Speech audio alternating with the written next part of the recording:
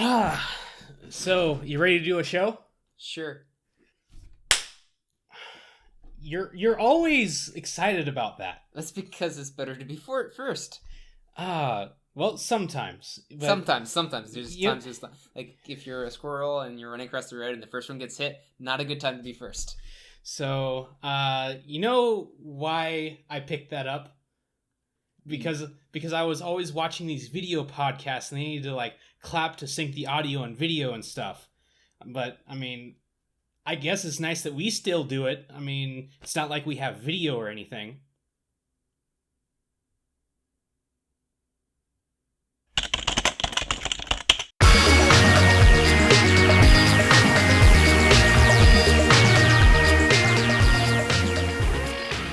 So, it turns out that we are on video now.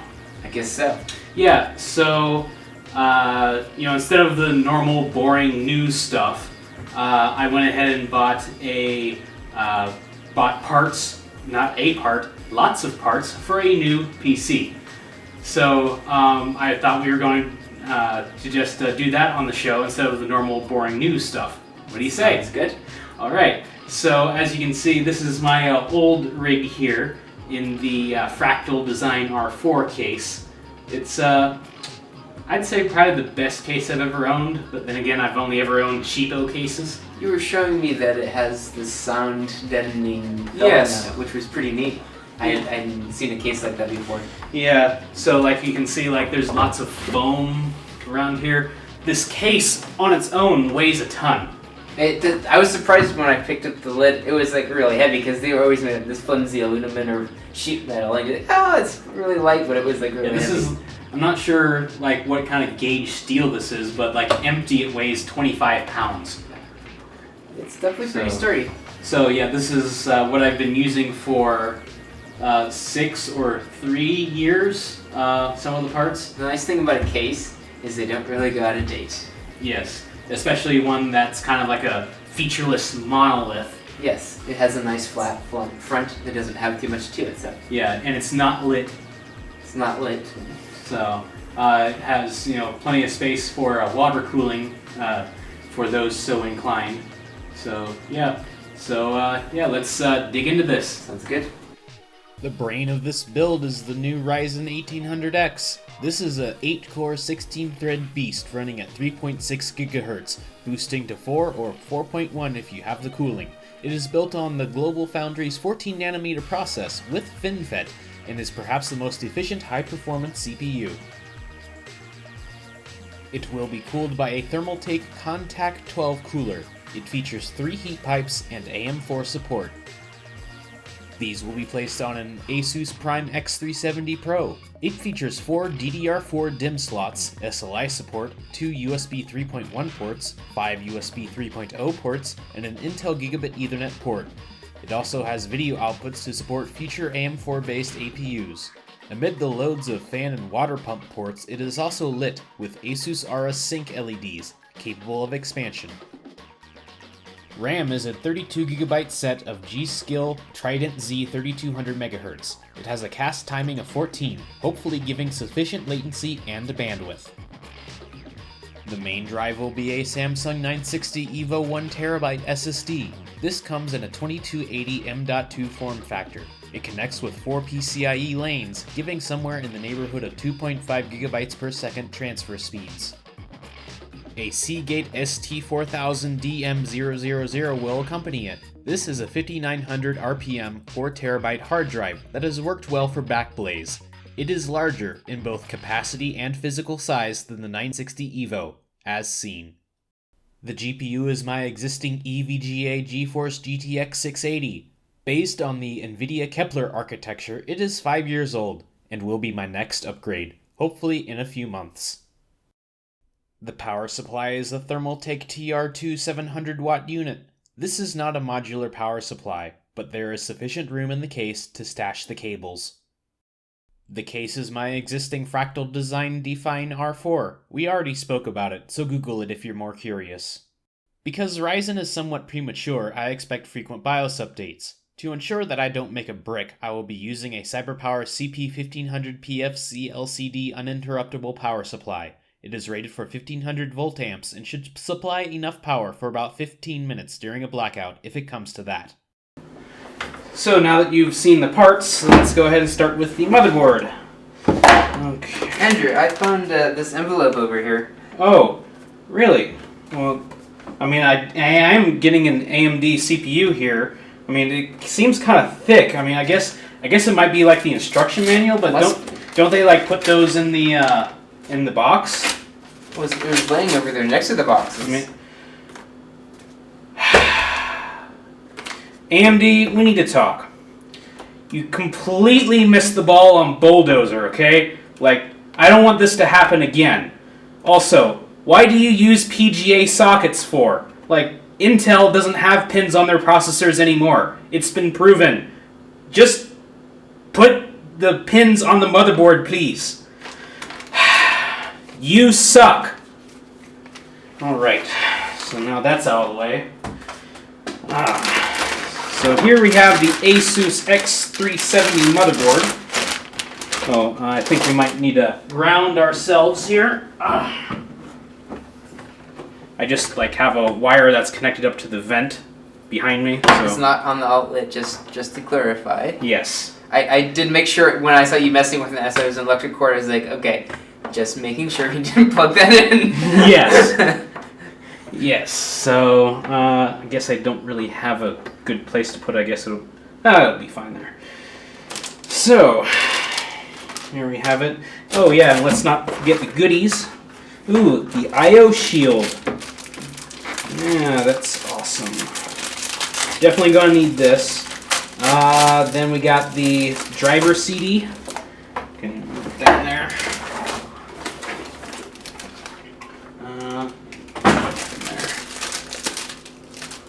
Oh, this is like foam. See it? Really? Feel that? Wow, that's neat. Interesting. Yeah. Try and take up that gap in the back there, cushion it some. So, oh yeah, the SLI bridge, and one of those things for the case connectors, because that's like one of the most annoying things about building PCs. So, you know, you got your power LEDs, speakers. It actually tells you what it is, so you don't have to guess at it. So you can plug it in here before you plug it in on the board. There we go. Yeah. That does have orientation, so you know which one's up, which one's down. That's kind of important yes. too. Oh, it's got a missing pin here. Is that? Okay, several good. missing pins. So you can't plug it in wrong and mess yourself up as long as you're reading. All right. So manual, don't need that. And driver CD might need that, just for like stuff. And okay, what is this? Tiny little screws. I'm not sure. What's that? Okay. Alright, so we got the board here. I guess. Ooh, we might need manual. I guess the ones on this side don't move. Yeah, because I can see a slot going down here, but it's blocked on. Oh, okay, I see. So just one side moves. Yeah. I haven't seen that before. So because I only have 2 dim sticks, need to figure out which way. Okay. Total memory size. Blah blah blah. I guess we use A2 and B2, which I guess are the gray ones? I guess? Yeah, A2, B2, okay. Alright, so, we got the RAM. And ground, okay.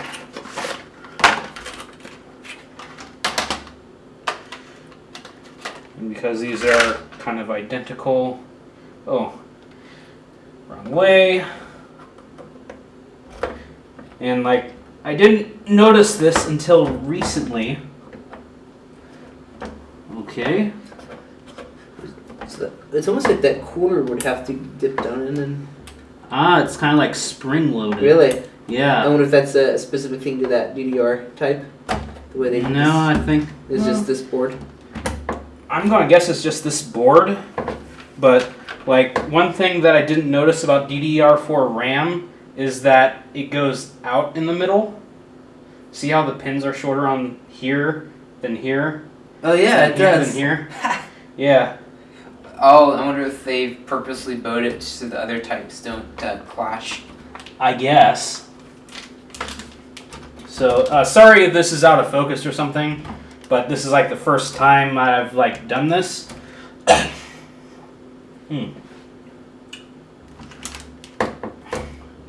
So there's that. And let's get the processor and heatsink. So here we go. Inside. Oh, one thing. This is like pretty much all that they needed to do for the processor because like it's like right here. But like on the inside of this box is this big open space. Yeah, for I guess a heatsink. That or if I was, shopping in a store, it's just easier for me to pocket it. I mean, I wouldn't have the big box in my back pocket. Yeah, because that would be so inconvenient. So, you got the little badge. Little badge. Which I might or might not use because I kind of like my case being a featureless monolith. So, you ever put in a CPU before? I have.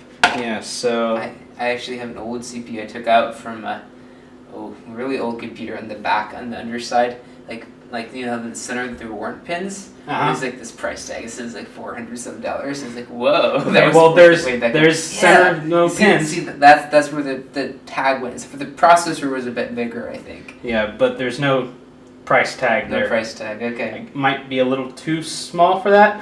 I think that one was something like a P3 or something like that, or 2 or that era. So here's the corner with the golden triangle, and where's the one with the golden triangle?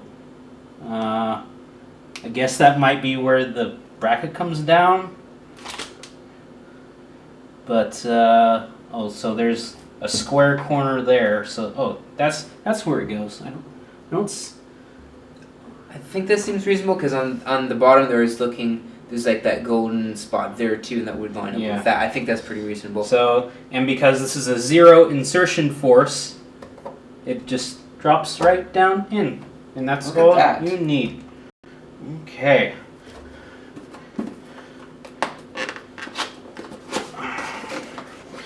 Now, do the heat sink. Peel off label before you use it. Okay. And what kind of goodies is in here? I hope there's some kind of thermal goop, otherwise I have to rummage around upstairs for it. There seems to be a packet of stuff. I actually had a whole pad of it the other day for my printer because apparently that works good for my those are fine instructions. Yeah. Politica de la Garantía del Producto. Oh, it's definitely a product. Yeah, definitely. But anyways, apparently the pads are also good for holding glass beds on, and you just stick them down, and since they do the heat transfer, it works really good at transferring the heat up through the glass. So I see a cable, I see wire hooks. Extension of some kind. Okay, AMD.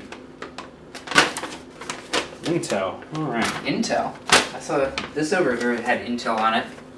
Did that come in the mail too? It's laying with other stuff. I'm not sure why Intel would be over here. I mean, I have one of their CPUs, and it's going to be in my server. I'm taking it out. So, I mean, I'm not sure why. I guess I just have to destroy this. Intel, we need to talk. You are the reason we can't have nice things, okay? At least nice processors, affordable. Like, you haven't really increased performance for like 5 years. You suck! And I would have like flipped you off too. But this is like a sort of family-friendly show, right? Anyways, we get a lot of trash around here. I mean, so, brackets. Okay, so you apply the fan that way. So, sort of goes down like this, I guess. And the CPU fan is the one on top there. So if we go down like this, okay. And it's like it was made for it. Yeah, who knew? So, oh yeah, need to make sure the direction of the airflow is correct. And so the thing about buying an AM4 processor is that you can actually get them. Like, it wasn't hard. Like, it was like I didn't have to wait to get the this 1800X here. The thing is heat sinks. Like, there are only about 2 or 3 AM4 heat sinks in stock on Newegg. Must have been selling quite a few processors. It's just that they actually expected the demand. Yeah, and like the really good Cooler Master ones, like you need a bracket for an AM4 to put on these. So I'm like, okay, well, maybe get one of those. Yeah, extra hand there. Got it. So I'm like, oh, maybe get one of those. So I go on the Cooler Master website to actually get one, and they're unavailable. So and there's like no shortage of people complaining about it. So okay, oh no, is this on here permanently? Why did you need to move it? Yeah. Darn. You just need a pull.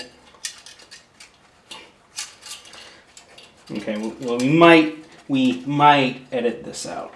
We might edit this out. This is the part where the video goes really fast and you see people waving their arms, but it's like super speed.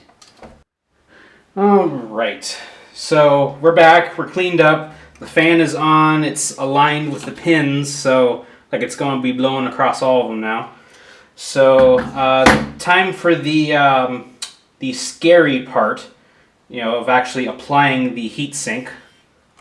So, there's a lot of different theories for applying the goop. The goop. What's your philosophy? Just like a little bit in the center. So And you just squish it down, you don't actually spread it or anything? No, I just pretty much keep it there. So this Arctic silver has been sitting around for a few years, but I mean it still looks like it's good. I mean, that's probably way too much right there, but it is kind of thin, so, or at least like spread out. Mm-hmm. It's like actual tape. I'm guessing it's probably for oils to keep your hand oils off of it. Okay, so this actually has a screw on the bottom of it, so like it won't like teeter-totter back and forth. Yeah, that's pretty good. Nice. Unlike the old AMD heat sinks, which kind of did that in droves. All right, scary part, and okay. All right, so this goes down. Oh, sorry. That latches down there, and then we'll have to pull it, the clip down. There we go. And it is in there. Nice. And then CPU, fan. Okay. I guess it'll just have to stay like that. And there is sufficient clearance for the RAM, the other RAM slot. That's kind of close. That's like right on the edge there. Yeah, it can go down in there. Okay. Awesome.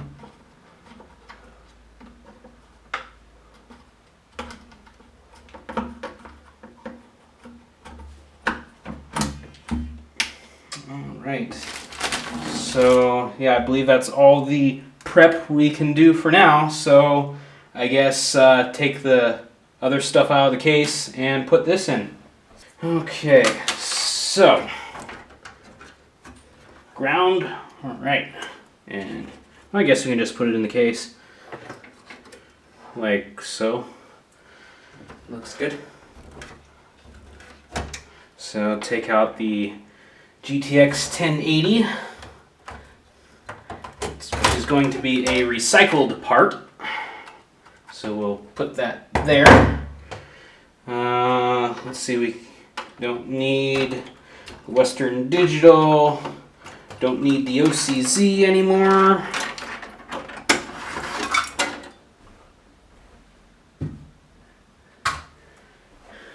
Okay. And disconnect all of the SATA stuff.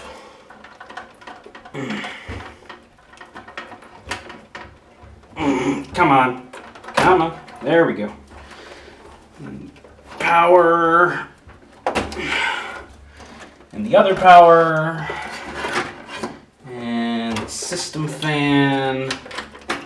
And the USB 3 front ports. So your new motherboard has the 3.1 on it. Did the connector change visibly? Because I know the 3 had a blue. Does the 3.1 have anything else on it? I think so, because, well, I guess we'll find out soon enough. And screwdriver. Aha!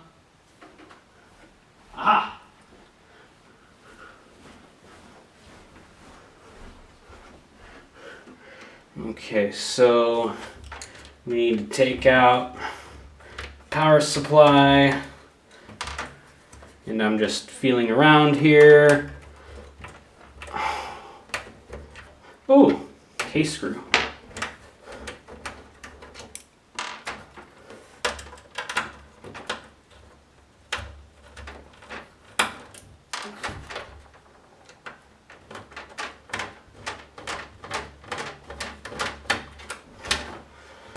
Right.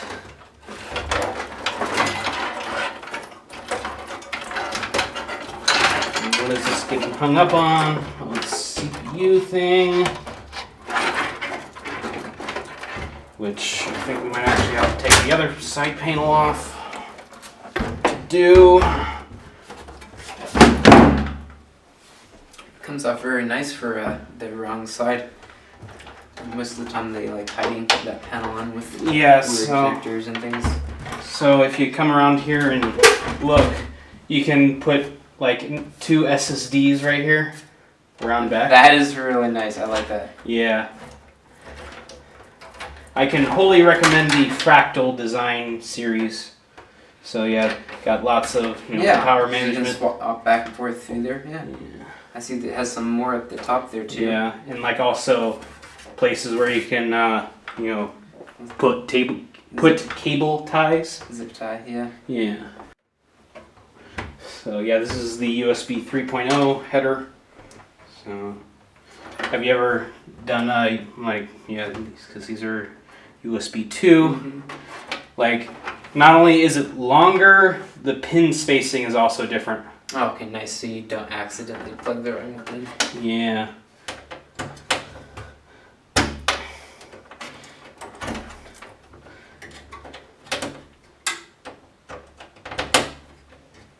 Aw, the ground thing went down again.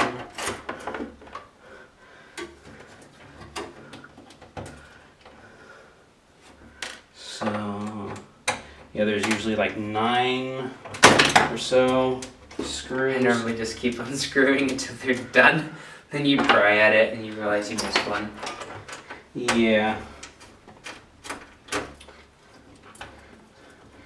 So this board I actually got about a year ago because I tried to flash my BIOS and it ended up like bricking it.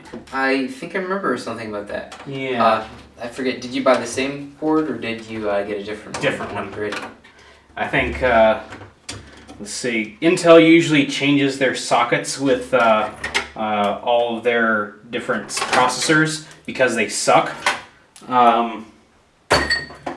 So they, but you know, this is a 2600, so it's a Sandy bridge.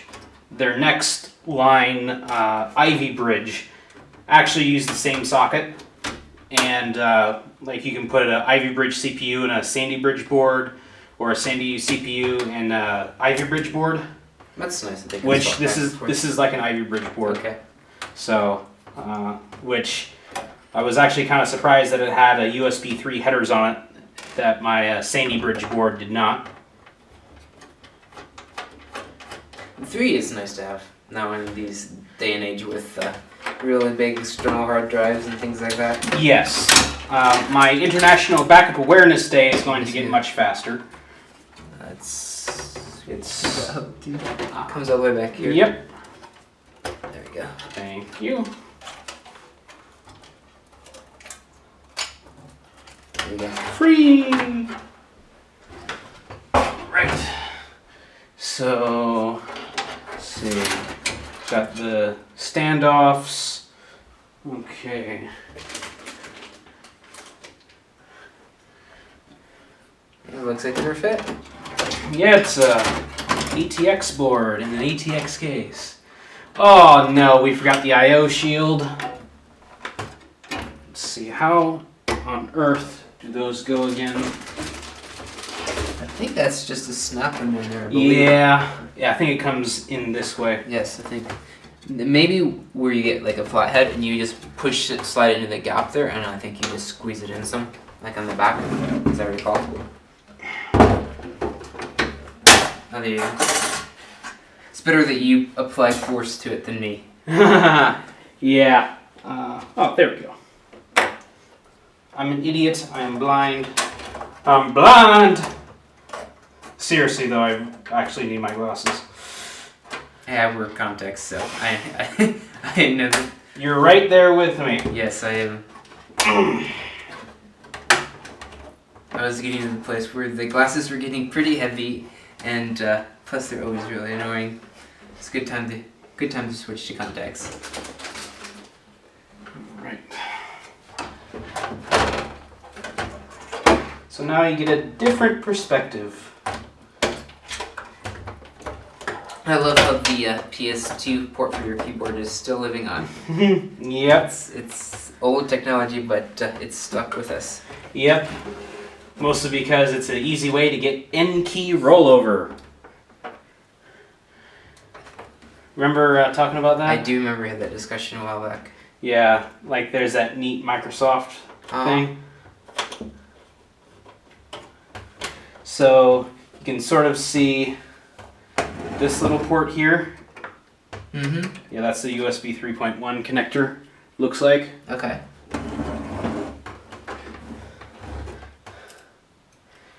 So, yeah, this actually fits in quite nicely. Yeah.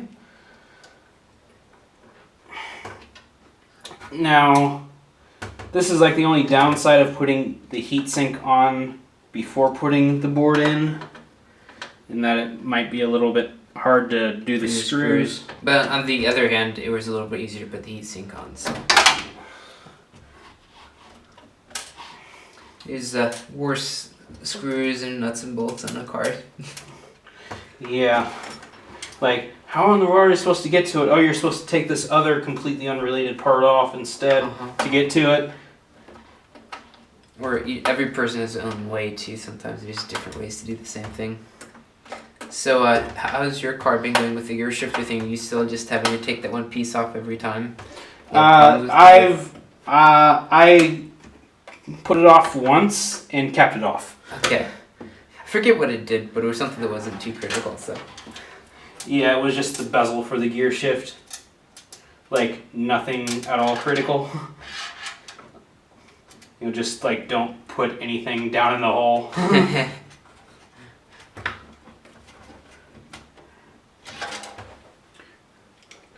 Alright.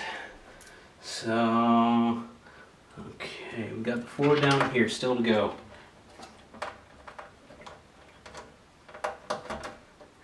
Oh, crap. What's the matter? We forgot to put in the SSD. So, It's probably easier with the screws in this case. maybe.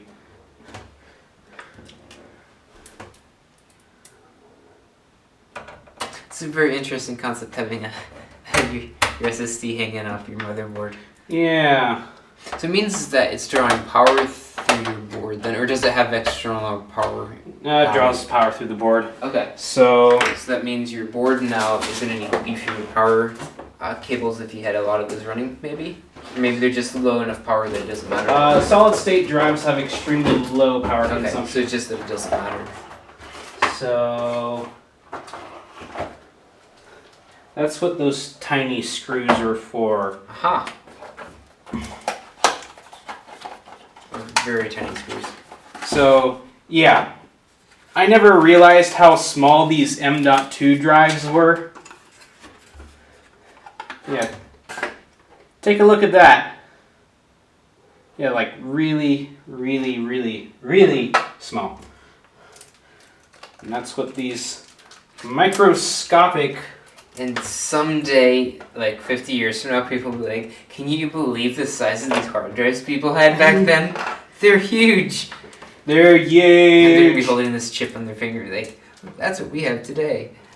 And it holds like 50 exabytes or something.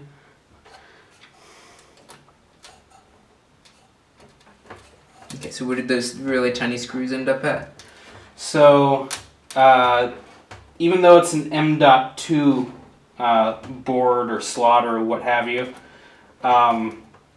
they come in a variety of different sizes.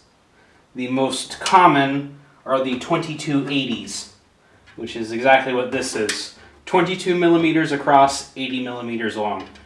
I like millimeters. So, okay, I see. There's a cutout on the back of that board there, and that's going to line up with your screw head there. So, if you guys can see, there's a few holes there that you can put your screw in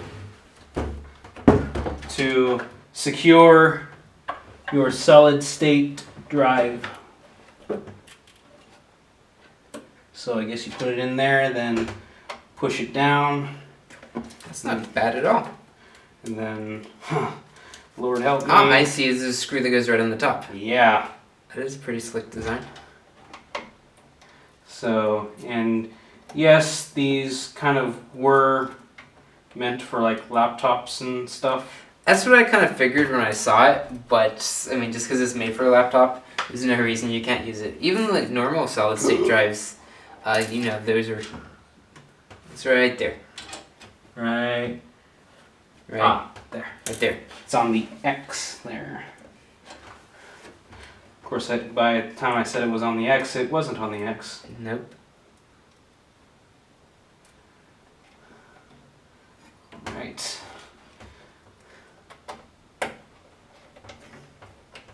Was it you that showed me the video of the guy that had the really big magnet by the computer and was killing Yes. it? Okay. Couldn't remember if it was you or my brother. Why? Because he's like into destroying things? He watches random YouTube videos, so he tends to show me things too. That's sometimes I don't know if it's him that's showed me a video or you or. So I'll show him a video sometimes. He's like, yeah, I showed that to you. I'm like, oh, okay. Alright, so the top one's the CPU fan. Where should I install the chassis fan? I guess maybe on the cha fan header. Sounds like a good place. And because this is a 3-pin, it's not going in. Wait, that rhymes. 3-pin, it's not going in. It does rhyme. You have to make a poem about building. Okay, so I guess we can go ahead and drop in the power supply while we're on this side.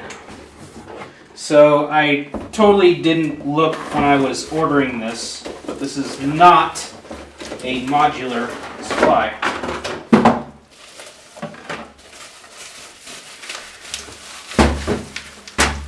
Modular meaning. You can take the cables off. Oh, I see. Right. Was your old one that you could take cables off of? Yes. Oh, Pick look. up. Delicious silicon gel. Yummy.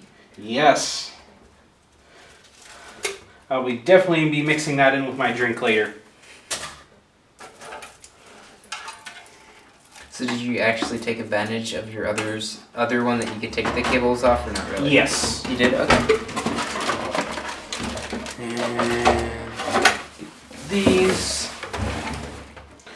But then again, I have a somewhat large case, so I don't care. I don't care. And once you get it in there, the number of times you take your case off is pretty low. So. Well, maybe, considering how much you want to mess with it. You know, like, people will, get the zip ties and stuff. I've never been a believer in zip tying your power cables down because, like, no plant survives contact with the enemy as it goes. No plant survives contact with the enemy. Or something like that. I don't get that saying. It might not be exact, but there's something like that. I mean, if you ask Google would know. Okay. Probably. I'll have to ask Google it later and see then. Or we could just do it now and Google bomb everyone. We can try.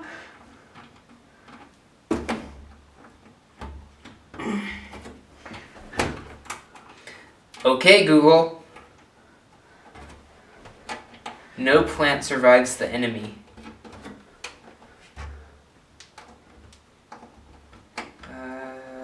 No battle plant ever survives contact with the enemy. That's the one.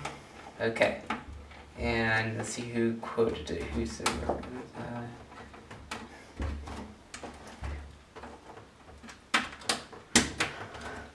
Alright, so that's in. Okay.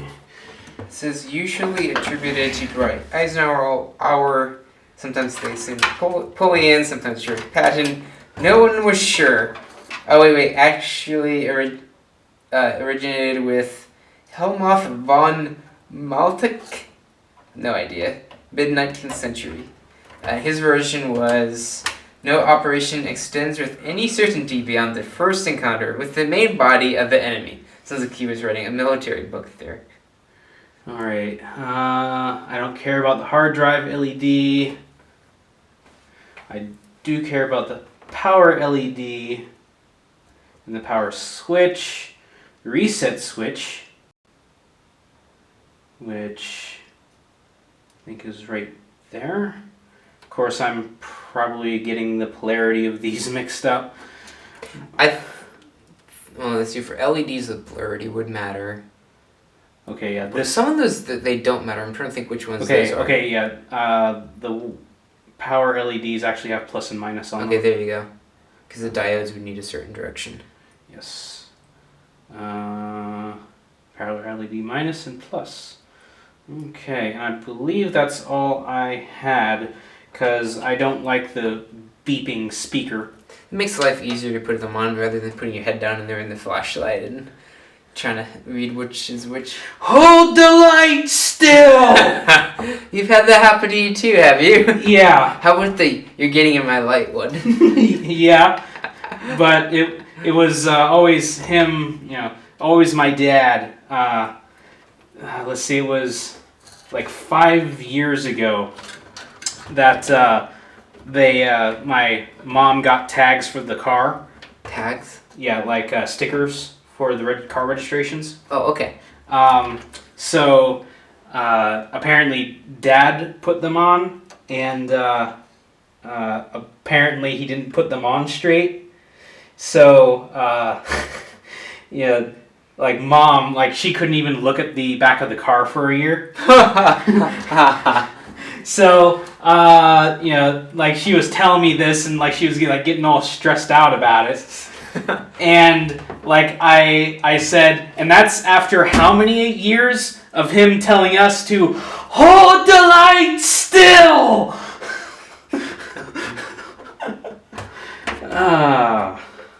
Hey, podcast title. Podcast title. Hold the light still. Okay, very good. Ironically, the light is actually on the ceiling, so it is being held still by default. And where is the front panel audio connector? Manuel. Manuel. All right. TPM, M.2 serial port. I'm surprised that they still have serial ports on these anymore. Internal connectors. Front panel audio connector. It's the one all the way in the end. AAFP. Okay, so where did that flip off to? Okay. HD audio. Okay.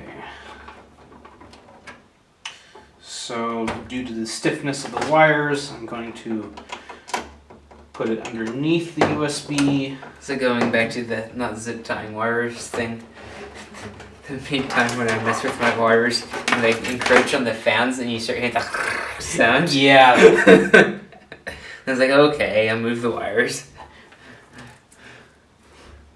So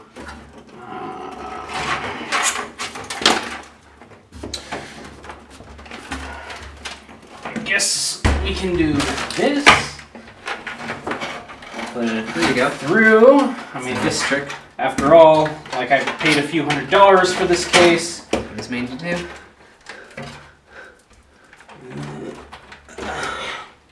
And crap, it needs to go the other way. It definitely helps out with the room in the case and how it looks. Alright, come on. You going in there?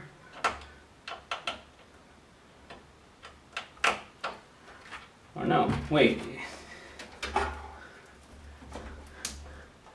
It's kind of like, USB plugs. It's surprising how many Molex adapters that has, considering that you're not too likely to run into Molex.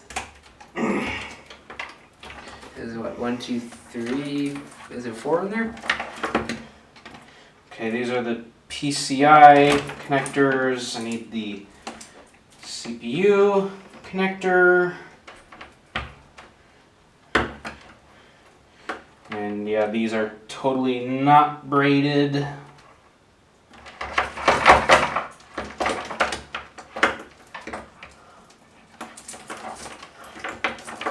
Was it nice your old one with the braid on it? It didn't make a difference in how they stay together. Yeah. So put it down there, route to the top like this. Come on. There we go. And which side? That side.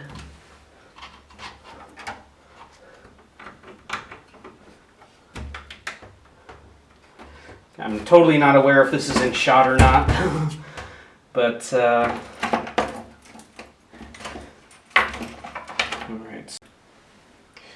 Alright, so because the drive slides in like this. Okay. See, this will make it stick out more, but if it's like this, then it'll go in more. So let's try that.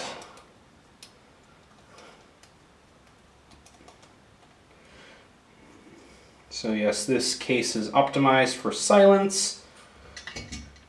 So, It's very nice. so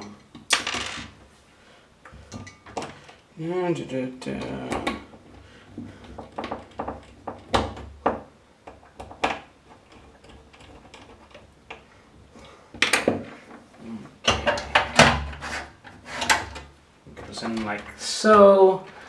Front panel fan is connected. Okay. Grab me a SATA connector, SATA power connector.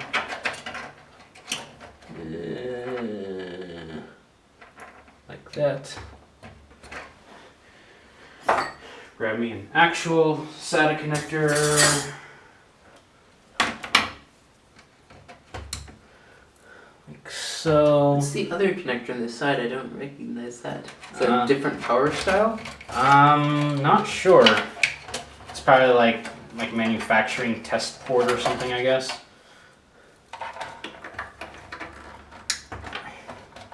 Let's see.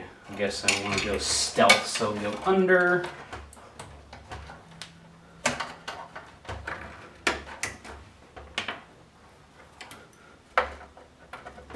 I'm not sure why I ripped this one out, but whatever. Now, I'm kind of disappointed that, like I have a spare 5-inch bay up top here. And like I would like to put the other hard drive up there. The other hard drive being this one, up here. And that means I can take this cage out. Like this can actually unscrew. So like this will just be open down here. So what's the stopper for moving your hard drive up? There's nothing to secure it. They make adapters for that. Yeah, but unfortunately I do not have one of those. So that's actually I will take. I hope it's one of these. Maybe to put in right here.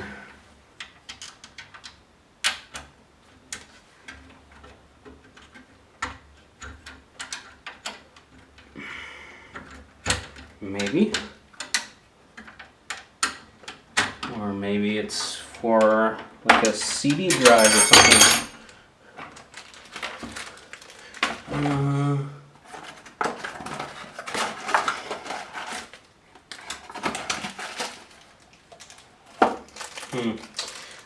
Well, I guess I won't be doing that. So stuff all these in here.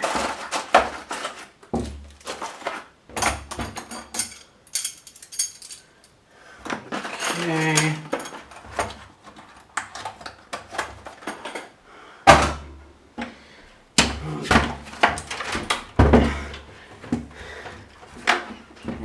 Put in the GPU.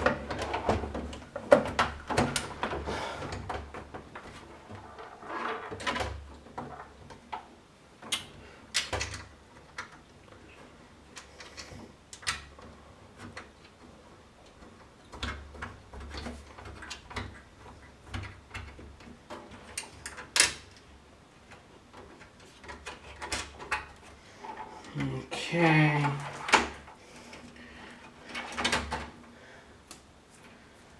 And I guess I'm going to power these on separate leads coming out of this power supply. Oh, since you have two of them. Yeah. I guess since you have two, it doesn't hurt. Yep. So got the 8-pin and the 6-pin. Okay. See, where's the other USB? Okay, I think we might be able to rock and roll. So, all right, put the other panel on. So how does it attach to the screws on the back, or does it just clip on? Yeah, there's clips and then there's screws. Okay. I like the cases where they design them so it's going to be all clips. It's kind of nice. And yeah, I think the other screws for these is in there. So yeah, why don't we test this out? So now I'm at the point of installing Windows where it has copied over the files and has rebooted a few times. I haven't, actually any settings or anything into it, but I want to do something that, well, it's pretty much like black magic. So what I'm going to do is enter audit mode, which is something that you can do during Windows installation. And the arcane keystroke for that is Control Shift F3. And it will reboot into audit mode. So if you've ever reinstalled Windows on like a Dell or HP or some kind of system manufacturer, like pre-built system, and you've always wondered how they got the drivers in there before you create like a user profile or something. Whereas if you install Windows without whereas if you just install Windows straight from the disk, it doesn't have that. You need to install the drivers and stuff after that. But audit mode is the key to doing that. So what I'm going to do is, since I have my solid state drive, I want to put my programs in Windows on the solid state drive so it's really fast, but I want to put my user profile directory onto the hard drive that I have. And I don't really want to deal with managing like all the documents, music, and stuff. I don't want to deal with that. I just want it, to be automatic. So here we are in audit mode, and here we have the system preparation tool. So we want to cancel this because we don't want to prepare it quite yet. So I just connected the hard drive, and it should not be formatted or anything. So we need to manage this PC. Go into disk management. So here we are. Disk 1, that's the solid state drive. Disk 0 is the hard drive. So I want to go ahead and I guess delete this.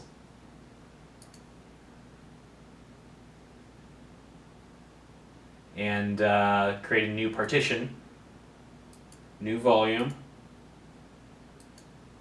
and assign drive letter D to that. That's good. Perform quick format, okay. NTFS and the default allocation unit, okay, looks good. All right, new volume. So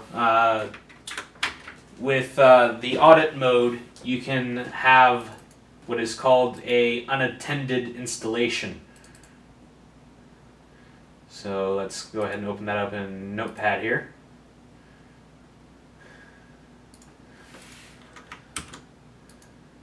So it looks like we need to copy this over to the base D drive, and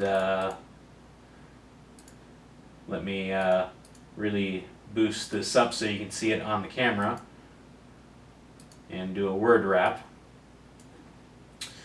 So this is the important part down here. Folder locations, profiles directory, D users. So I might want to create that folder now. No, I don't want to create a shortcut. I want to create a folder, users.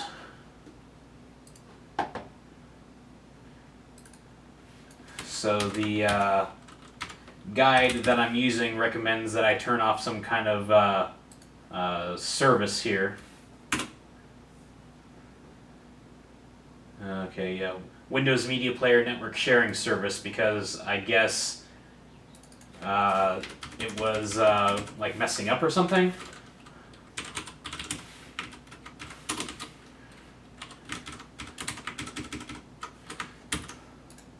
So we want to do the system preparation, out of the box experience, reboot, and with an unattend XML. So let's do that. And I guess we need to manually restart. Close 3 apps, okay.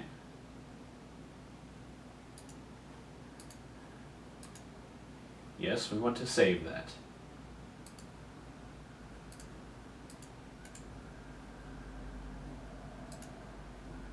And yes, looks good, looks good. And restart. Pop out the drive.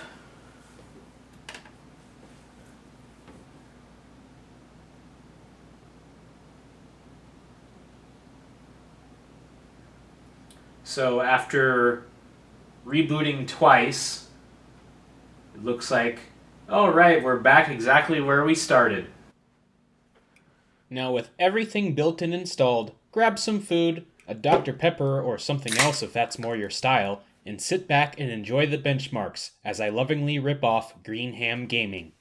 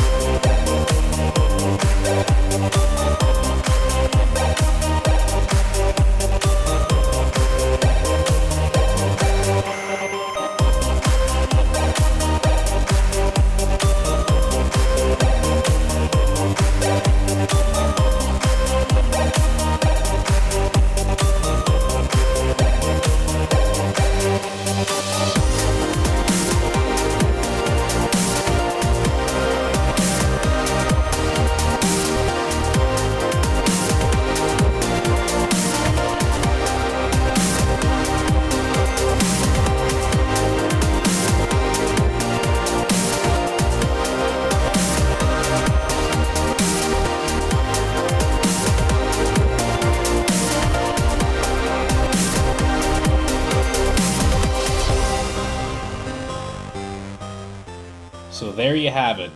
I wasn't able to get the RAM to go at 3200 MHz without wanting to stab something, and combined with the insanely long post speeds, I couldn't handle the suspense of wondering if the settings worked and if I would have to clear the BIOS. I didn't expect much improvement for graphical benchmarks, but Fallout 4 got an appreciable bump. Star Citizen performed way worse, which is disappointing, but I'm running a kinda but not really unreleased game on a revolutionary new CPU. The encryption and compression boosts is where things really shine, and also the 3D Mark CPU scores, and I'm positive that Steven is jealous of the CURA performance. Despite the envelopes, AMD, nor Intel, nor anyone else paid me, in parts, cash, or otherwise, to do this video. If you look closely, there are no addresses on those envelopes. And as for the old parts, those will be chilling out in the basement, powering the AndrewBailey.com soon enough. So yeah, there you have it, my new build. So, I guess, have a good one? Have a good one. Okay, that's good. You said it was supposed to be awkward, so...